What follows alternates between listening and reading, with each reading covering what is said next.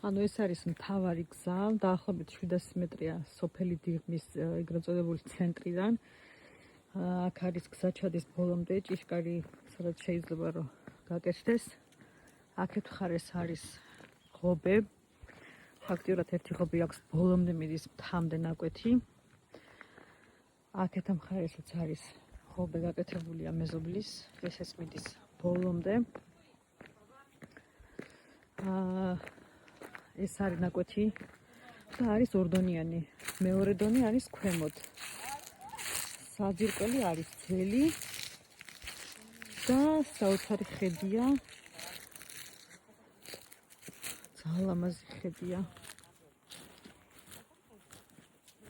აი ესეთი თაში. ძალიან ლამაზი ადგილია ერთი სიტყვით. 2005 კვადრატული მეტრი.